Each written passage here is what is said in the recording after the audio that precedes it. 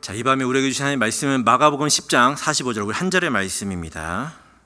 인자가 온 것은 섬김을 받으려 함이 아니라 도리어 섬기려 하고 자기 목숨을 많은 사람의 대속물로 주려 함이니라. 아멘. 할렐루야. 금요 예배 잘 나오셨습니다. 제가 얼마 전에 한 영상을 봤는데 굉장히 마음에 감동을 주는 영상이 하나가 있었습니다. 어떤 아이가 엘리베이터에 갇혔어요. 그러니까 미국인지 정확하게 모르겠어요. 아마 보신 분들도 계실 텐데 어떤 아이가 외국 아이인 것 같은데 어딘지 정확하게 모르겠는데 그 엘리베이터에 살짝 갇혔던 것 같아요. 그러니까는 자기가 지금 내려야 되는데 문이 안 열렸던가 보죠. 그러니까 이 아이가 엘리베이터 안에서 이제 안절부절하다가 그 아이가 이 문이 안 열리니까 그 아이가 그 순간에 무릎을 그 자리에서 탁 꿇어요. 그러고 나서 기도합니다. 기도하는데 뭐라고 기도하냐면 하나님 문이 열리게 해주세요. 엘리베이터 문이 열리게 해주세요. 그리고 제가 좀 무섭습니다. 그러나 하나님 나와 함께 하시는 줄 믿습니다. 라고 기도하고 아멘 하는데 그 문이 엘리베이터 문이 싹 열려요. 그리고 그 아이가 주춤하다가 이제 나가는 영상이거든요. 여러분 이 밤에 우리가 이 어린아이와 같은 믿음이 우리에게 있기를 바랍니다. 우리의 기도가 이 어린아이와 같은 기도이기를 바랍니다. 우리의 기도가 어떻게 응답이 될까요? 어떻게 우리가 기도하면 응답이 될까요? 이 어린아이와 같이 순전한 믿음과 감사하는 마음으로 두려움에도 불구하고 주 앞에 아뢰일 때 하나님께서 우리의 기도와 또 우리 예배를 기쁘게 받으실 줄로 믿습니다. 아멘. 오늘 우리의 말씀의 제목은 섬김이라는 제목으로 여러분과 함께 말씀을 좀 나누려고 합니다. 제가 한 가지 질문 여러분께 드리면서 좀 말씀을 시작하기를 원합니다. 질문은 이것입니다. 여러분은 왜 질문 다시 하겠습니다. 질문은 예수님은 왜 이 땅에 오셨을까요? 여러분 예수님은 왜 이 땅에 오셨을까요? 자, 이 질문에 대답은 상당히 간단하죠. 예수님 여러분 왜 이 땅에 오셨죠? 우리를 구원하시기 위해서, 우리를 죄에서 구원하시기 위해서 이 땅에 오셨죠. 그렇습니다. 여기 계신 모든 분들이 아마 이 대답을 마음속에 다 하셨을 거예요. 나의 죄를 사하시고 구원하시기 위해서 이 땅에 오셨다. 우리도 이렇게 다 알고 있고 맞습니다. 여러분 예수님께서 이 땅에 오신 이유는 우리를 구원하시기 위해서, 영원히 죽을 수밖에 없는 우리에게 영원한 생명 주시기 위해서 이 땅에 오셨죠. 맞습니다. 그런데 여러분 이 답이 과연 전부일까요? 나를 구원하시기 위해 오셨다. 이 답이 과연 전부일까요? 예수님 단지 우리를 구원만 하시기 위해서 이 땅에 오신 걸까요? 제가 이 말을 좀 오해가 없도록 조금 쉽게 이야기를 좀 해보죠. 여러분 예수님께서 이 땅에 오신 것이 우리를 저 천국으로 인도하기 위해서, 천국으로 가는 천국행 티켓을 우리에게 이렇게 하나씩 나눠주기 위해서, 그런 일을 위해서 주님께서 오셨느냐는 겁니다.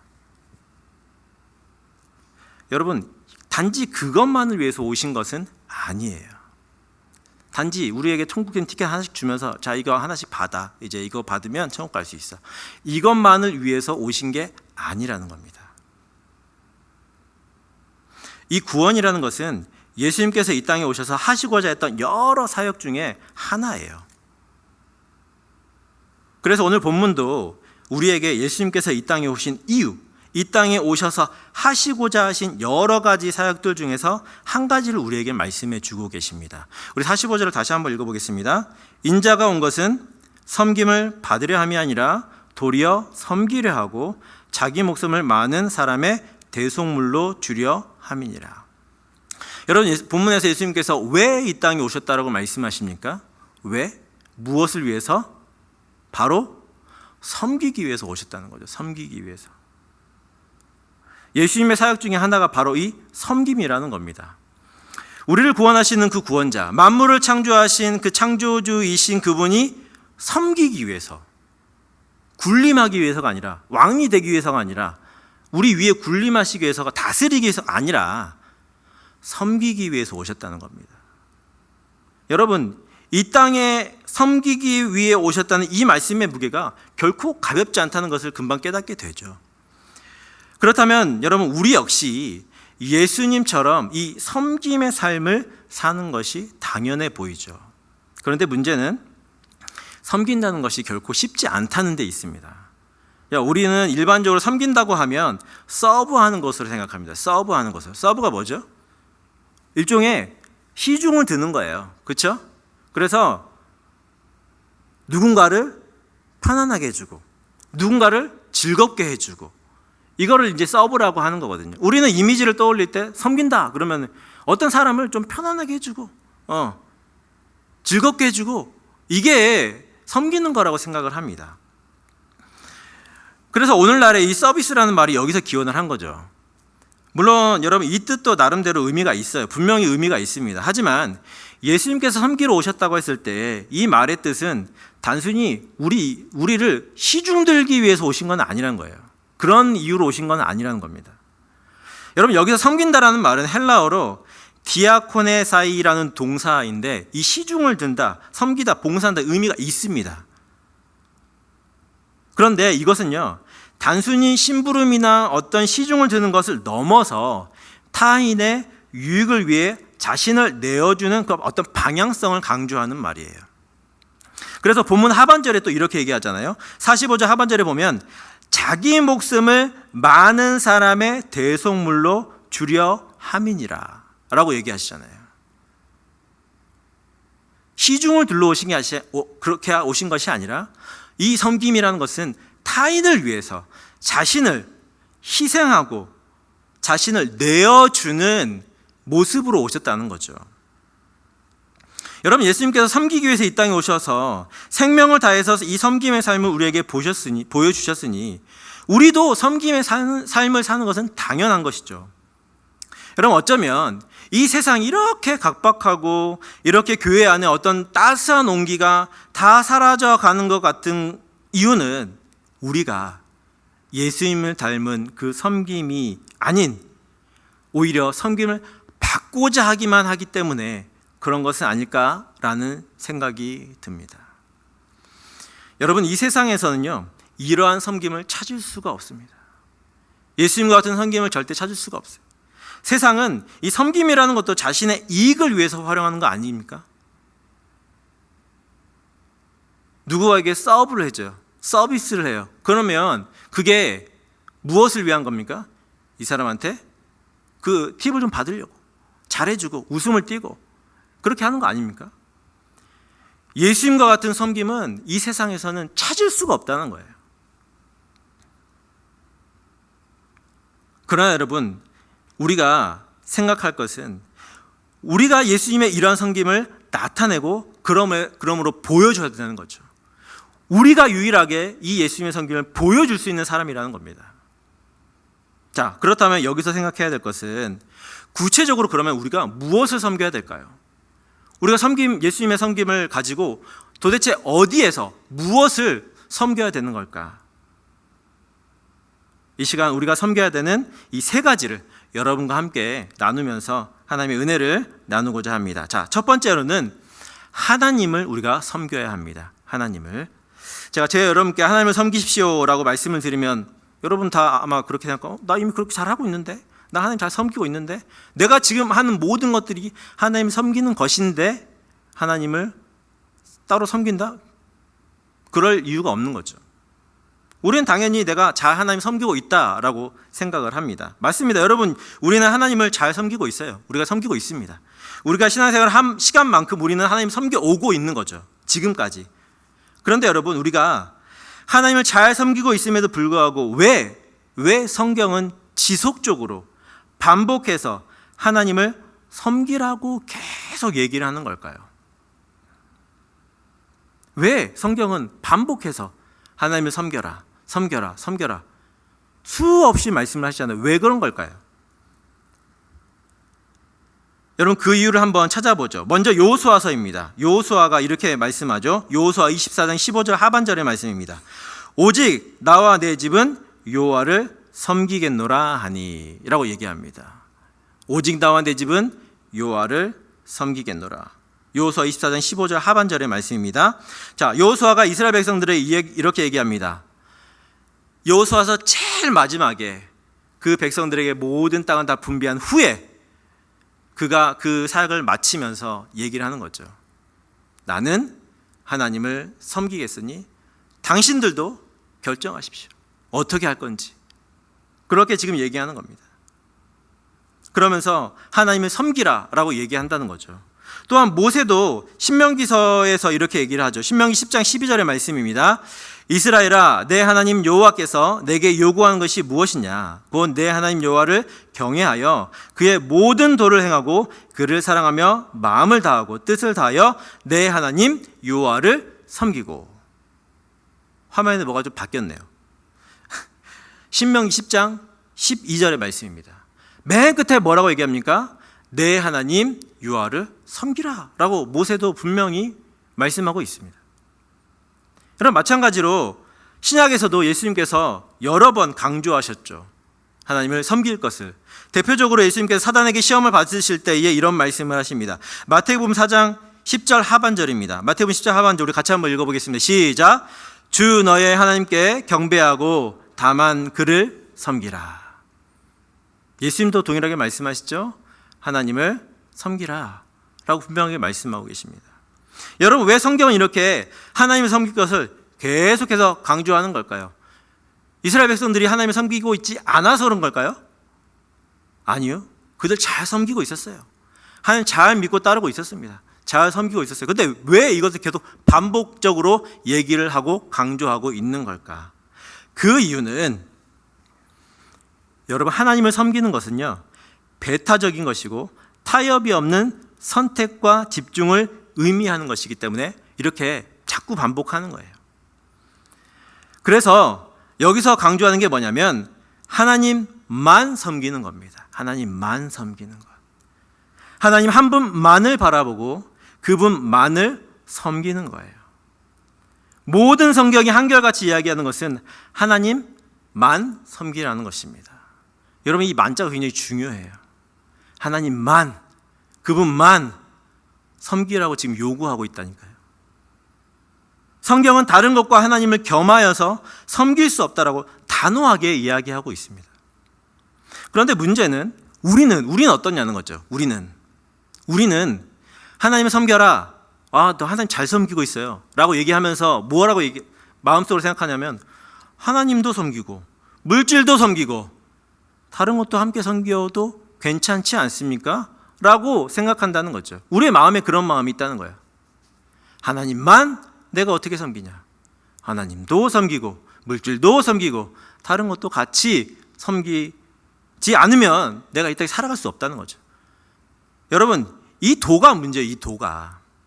이것도 저것도 함께 차별 없이 공평하게. 우린 자꾸 이런 것들을 얘기한다는 거예요. 왜 굳이 하나님만 그렇게 강조하냐? 세상은 이거 굉장히 싫어합니다.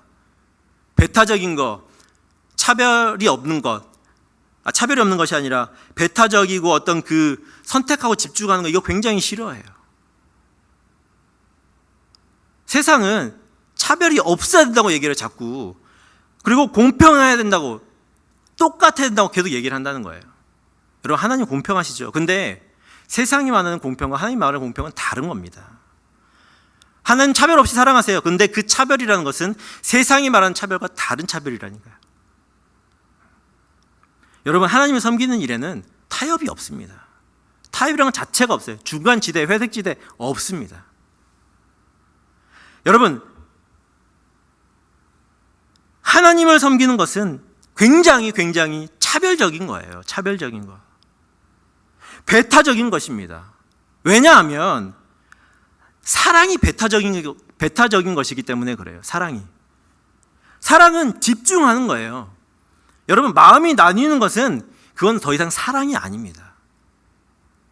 내가 이 여자도 사랑하고 다른 여자도 사랑하고, 이건 말이 안 되는 거예요. 사랑은 집중하는 거예요. 마음이 나뉘어지는 것은 더 이상 사랑이 아닙니다. 그래서 우리는 그것을 불신, 배신이라고 부르는 거죠. 사랑하는 여러분, 이 밤에 우리는 하나님을 우리가 어떻게 섬겨왔는지 우리 자신을 좀 돌아봐야 돼요. 우리가 하나님을 어떻게 섬겨왔는지, 하나님만 섬겨왔는지, 아니면 하나님도 섬기고 세상의 다른 것들도 섬겼는지 우리가 한번 우리 자신을 돌아볼 필요가 있습니다. 하나님은 당신만 섬기는 자들을 찾으십니다. 하나님은 예배하는 자들 찾으시잖아요. 근데 그때 그 예배자는 하나님만 예배하는 자들을 찾으시는 겁니다. 주님은 주님만 섬기는 자들을 통해서 일하시고 그들에게 능력을 주시고 그들을 통해서 영광을 받으십니다.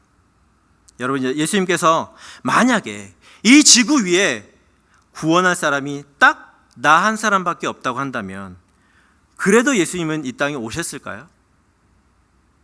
네. 나 한 사람밖에 구원할 사람이 없다고 해도 예수님께서는 분명히 이 땅에 오셔서 그 십자가를 감당하셨을 것입니다. 이게 바로 예수님의 섬김이에요. 그러므로 우리 역시 하나님만을 섬겨야 되는 것은 당연한 일이겠죠. 여러분, 어떠한 순간에도 하나님만을 섬기시는 저와 여러분 모두가 되시기를 바랍니다. 자, 두 번째로 우리가 섬겨야 될 것은요, 형제 자매를 섬겨야 합니다. 형제 자매를.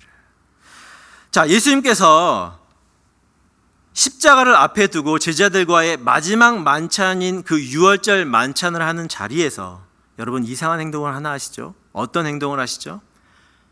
제자들과 함께 둘러앉아서 그 최후의 만찬을 함께 누리시는 그 자리에서 예수님께서 어떤 이상한 행동을 하나 하십니다. 무엇이죠? 그것은 바로 예수님께서 수건을 허리에 두르시고 따뜻한 물을 대야에 받아서 제자들 한 사람 한 사람의 발을 씻겨 주신 것입니다. 여러분, 요한복음 13장 4절과 5절의 말씀을 보겠습니다. 저녁 잡수시던 자리에서 일어나 겉옷을 벗고 수건을 가져다가 허리에 두르시고 이에 대야에 물을 떠서 제자들의 발을 씻으시고 그 두르신 수건으로 닦기를 시작하여. 여러분, 예수님께서 어떤 사회적인 위치를 보면 제자들보다 윗사람이죠. 그렇지 않습니까? 스승이기 때문에 제자들보다 윗사람이에요. 물론 나이나 연배로는 윗사람이 아닐 수도 있지만 분명히 지금 사회적인 위치나 여러 조건을 봤을 때는 윗사람입니다. 그런데 그 주님께서 제자들의 발을 씻기시기 위해서 자신을 낮추셨다는 거죠.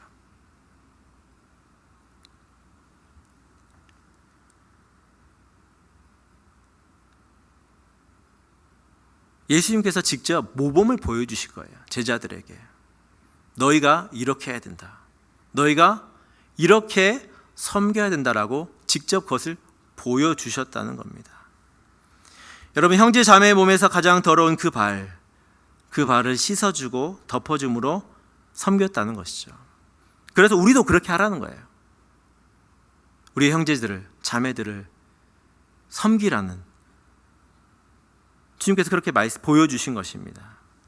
여러분, 이것은 당시에 종들이 하던 일이에요. 종들이, 집안에 가장 미천한 노예들과 종들이 하던 일이 바로 손님들이 오면 그들의 발을 씻어주는 것입니다.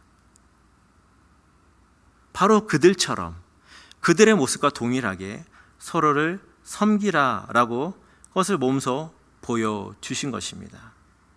그래서 사도 바울도 이렇게 말씀하죠. 갈라디아서 5장 13절 하반절에 보면 이렇게 말씀합니다. 오직 사랑으로 서로 종노릇하라. 이것은 믿는 형제 자매들에게 지금 사도 바울이 얘기하는 얘기입니다. 오직 사랑으로 서로 종노릇하라 라고 말씀하고 있습니다. 예수님께서 자신의 몸을 낮추셔서 우리의 발을 씻겨주셨다면 우리가 이 세상에서 누군들 섬길 수 없겠습니까? 그 사람이 어떤 사람이든지 간에 어떠한 모습이든지 간에 우리가 그 사람을 섬길 수가 있는 것입니다. 하물며 옆에 있는 형제자매를 섬기는 것은 당연한 거죠. 우리가 다른 누군가를 섬기는 것도 당연히 해야 되는 일이지만 특히 옆에 있는 이 형제자매들을 섬겨야 되는 것이 우리의 정말 중요한 이 사명입니다. 여러분, 가족들이 가정 밖에서 아무리 겸손하고 아무리 사람들을 잘 섬겨도 결국 가정에서 내 식구들 섬기지 못하면 그 사람의 섬김은 헛된 일이 되는 것입니다. 밖에서 아무리 잘 섬겨봐야 내 식구 하나 섬기지 못하면 그게 무슨 소용이 있습니까? 우리가 교회 안에서 형제 자매에 대한 우리 안에 서로의 섬기는 모습으로 나아간다면 세상은 그런 우리의 모습을 통해서 하나님을 보게 되는 것입니다. 여러분, 이 밤에 이 섬김을 다시 우리의 마음에 작정하고 결단하셨으면 좋겠습니다. 형제 자매를 섬기는 일에 다시 한번 우리의 온 마음을 다하시는 저와 여러분 모두가 되시기를 주님의 이름으로 축원합니다. 마지막 세 번째로 우리는요, 세상을 섬겨야 됩니다. 자, 45절을 다시 한번 볼까요? 우리 45절 다시 한번 같이 한번 읽도록 하겠습니다. 45절입니다. 마가복음 10장 45절 다시 한번 읽어보도록 하겠습니다. 시작. 인자가 온 것은 섬김을 받으려 함이 아니라 도리어 섬기려 하고 자기 목숨을 많은 사람의 대속물로 주려 함이니라. 여러분, 여기서 인자가 섬기는 그 대상에 대해서 명확하게 드러나 있지는 않은 것 같죠? 뭘 섬기는, 어떤 것을 섬긴다라고 이렇게 정확하게 얘기를 하는 것 같지는 않습니다. 그런데 이 본문의 뒤쪽을 좀 넘어가시면, 본문의 뒤쪽을 보면 섬김의 대상이 우리가 유추는 할 수 있어요. 누구를 섬기는 건지, 뭘 섬기러 오셨는지 유추를 할 수가 있습니다. 뭐냐면 많은 사람이라는 표현이 나오거든요. 많은 사람이라는 이 대상이 나오거든요. 그러니까 이 많은 사람이 바로 이 섬김의 대상이라는 거죠. 그렇다면 여러분, 이 많은 사람이 누굴까요? 이 많은 사람은 불특정 다수의 이 세상 모든 사람을 이야기하는 겁니다. 다시 말해서 이 세상 모두를 얘기하는 것이죠. 예수님께서는 우리에게 하나님을 사랑하는 것과 같은 무게와 중요성을 갖는 것이 이웃, 이 세상을 사랑하는 것이라고 말씀을 합니다.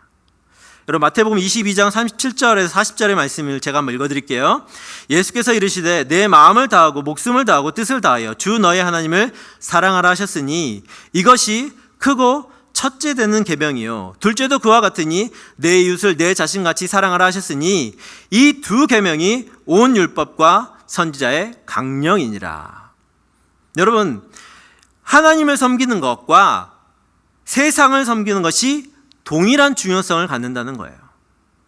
하나님을 사랑하고 동일하게 이것과 동일한 중요성을 갖는 것이 이웃사랑이라는 것이죠. 그래서 여러분, 우리가 한번 생각해 보아야 돼요. 많은 분들은 이렇게 생각합니다. 세상은 죄악이 창궐한 곳, 세상은 악의 세력이 우리를 세속화와 타락으로 부추기는 위험한 곳이라고 생각해요. 그렇지 않습니까? 우리가 자칫 세상에 물들면 어떡하지? 세상에 자칫 우리 자녀들이 빠지면 큰일 나죠. 그렇게 우리는 생각해요. 세상을 모든 악에 그 집중되어 있는 그 더러운 곳이라고 우리는 생각합니다. 그래서 우리가 세상에서 조금만 삐끗하면 세상에 삼켜질 수 있다라고 하는 그런 두려움을 가지고 세상을 바라볼 때가 참 많습니다. 그리고 성경에서도 세상을 어떤 정복의 대상, 개혁의 대상으로 규정하는 것처럼 보이기도 하죠. 그래서 세상을 정복해야 된다, 세상을 이겨야 된다라는 말씀도 하시면서 우리는 그런 생각들을 우리 안에 가지게 되는 것이죠. 여러분, 그런데 예수님은 지금 자신이 세상을 섬기러 오셨다라고 얘기를 합니다. 그렇죠? 인자가 온 것은 섬기기 위해서. 그런데 그 섬기는 대상이 누구냐면 세상이라는 거예요. 세상. 뿐만 아니라 여러분, 예수님께서 이렇게 말씀하십니다. 우리가 잘 아는 말씀이죠. 요한복음 3장 16절 상반절에 보시면 하나님이 세상을 이처럼 사랑하사. 세상을 사랑하신대요. 우리는 세상이 더럽고 지저분하고 죄악이 넘쳐나는 아주 위험한 곳이라고 생각했는데 여러분, 하나님은 그 세상을 사랑하신다고 말씀하십니다. 그래서 세상을 사랑해야 되는 대상으로 규정하세요. 여러분, 이 말씀 한번 종합해 보죠. 이 말씀을 좀 한번 이렇게 한번 묶어보죠. 하나로 묶어보서 종합을 해보면 이런 것입니다. 이 세상을 믿는 자들이 정복하고 이기는 그 방법은 바로 섬김과 사랑이라는 방법을 통해서라는 말입니다. 세상이 분명히 악이 지배하는 곳이 맞아요. 세상이. 그리고 그 악과 죄악이 넘쳐나는 거 맞습니다. 그리고 성경에도 분명히 세상을 믿는 자들이 정복하고 이기라고 얘기를 합니다. 그런데 그 방법에 있어서 뭐냐면 그 방법은 섬김과 사랑으로 정복하고 이겨야 된다는 것이죠. 그러므로 여러분, 우리는 이 세상을 섬겨야 하는 것입니다. 우리가 세상을 섬길 때에 거기에서부터 여러분 구원이 이루어지게 되고 생명이 태어나게 되고 하나님의 나라가 확장되는 일들이 거기서 일어나는 거예요. 우리가 세상을 섬기지 않으면 이런 일들이 일어나지 않습니다. 여러분, 우리가 교회 안에서 부흥을 외치는 거 필요해요. 교회가 부흥을 하고 우리의 믿음이 자라고 정말 부흥하는 거 필요하죠. 그러나 우리끼리 아무리 부흥을 외친다 해도 결국 여러분 세상과의 접점이 없이 세상을 섬김으로 거기서 구원해내는 그런 일들이 없이는 진정한 부흥이라고 말할 수가 없다는 거예요. 아무리 교회 안에서 우리가 부흥해야 되죠, 부흥합시다 얘기를 해도 한 발짝을 벗어나서 교회 문 밖을 나가서 세상을 향해서 나가지 않으면 여러분 어떻게 구원의 사역들이 이 부흥이 이루어질 수 있겠습니까? 부흥을 외치면서 동시에 해야 되는 일은 나가야 된다고요. 세상을 품어야 되고 세상을 섬겨야 된다는 것입니다. 그러므로 여러분 세상을 섬기시길 바랍니다. 누구처럼요? 예수님처럼요. 예수님께서 뭐라고 말씀하십니까? 세상을 섬기기 위해서 내 생명을 대속물로 주겠다는 것입니다. 이미 주었다는 것입니다. 여러분, 우리가 이러한 섬김으로 세상에 나아가서 이 섬김의 삶을 살아간다고 한다면 반드시 놀라운 열매들이 우리가 세상에 속해서 살아가는 그 세상 속에서 일어나게 될 줄로 믿습니다. 여러분, 세상을 섬기시기 바랍니다. 세상을 올바르게 그리고 기쁨으로 섬기실 때에 놀라운 열매들이 우리 안에 반드시 맺혀질 줄로 믿습니다. 말씀을 정리합니다. 여러분, 세상에는 섬김이 없습니다. 세상의 섬김은 다른 무언가를 얻기 위한 섬김이에요. 내 이름을 내기 위해서. 여러분, 얼마 전에 선거가 있었잖아요. 한국에 선거가 있었잖아요. 지방선거가 있었는데 이 정치인들 하는 얘기 한번 잘 들어보십시오. 제가 국민의 종이 되겠습니다. 국민들을 섬기겠습니다. 여러분, 그 섬김을 믿습니까? 안 믿어요. 아무도 안 믿어요. 정치인들만 누가 믿습니까? 그들이 말하는 섬김이라는 건 우리가 말하는 섬김과 완전 차원이 다른 얘기죠. 정말 그들이 국민들을 섬기려고 그 자리에 갑니까? 자기를 뽑아달라고 얘기하는 겁니까? 아니에요. 여러분, 우리는 내 이름 내기 위해서, 인정받기 위해서 섬기는 게 아니에요. 세상은 그런 섬김으로 자신을 나타냅니다. 어떤 유익을 얻기 위해 섬긴다고 얘기하는 거예요. 그러므로 우리는 세상에서 진정한 섬김을 찾을 수가 없습니다. 그런데 예수님은 당신이 이 땅에 오신 이유가 바로 섬기기 위함이라고 우리에게 말씀하십니다. 그분은 먼저 우리를 섬겨주셨어요. 그분의 섬김으로 인해서 우리는 새로운 생명을 얻었고 새로운 삶을 누리게 되었죠. 그러므로 이제 우리 역시 이 예수님처럼 섬기기로 결단해야 되는 겁니다. 무엇을 섬길까요? 먼저는 하나님을 섬기는 것이죠. 중요한 것은 하나님만을 섬기는 것입니다. 우리가 다른 것과 하나님을 겸하여 섬길 수 없습니다. 우리가 혹시 하나님의 위치에 놓은 것들이 있다면 빨리 그것들을 내려놓고 하나님만을 섬기시기를 바랍니다. 다음으로는 형제 자매를 섬겨야 됩니다. 내 옆에 형제 자매를 섬기지 못하면서 우리가 어떤 대단한 사역을 하고 어떤 성취를 이룬들 그것은 아무 의미가 없어요. 형제를 섬기는 것은 그 어떤 사역보다 우선되어야 되는 것입니다. 우리가 하나가 될 때에 비로소 우리의 사역도 의미가 있는 것이죠. 마지막으로 우리는 세상을 섬겨야 합니다. 세상은 두려움의 대상도 여러분 정복의 대상도 아니에요. 세상은 섬김의 대상입니다. 우리가 세상을 섬길 때에 세상이 하나님을 알게 되고 그 사랑을 맛보게 되는 것입니다. 사랑하는 여러분, 이 밤에 우리를 섬기러 오신 그 예수님처럼 오직 우리도 섬기기로 결단하시는, 그렇게 기도하시는 복된 은혜의 밤이 되시기를 주님의 이름으로 축원합니다.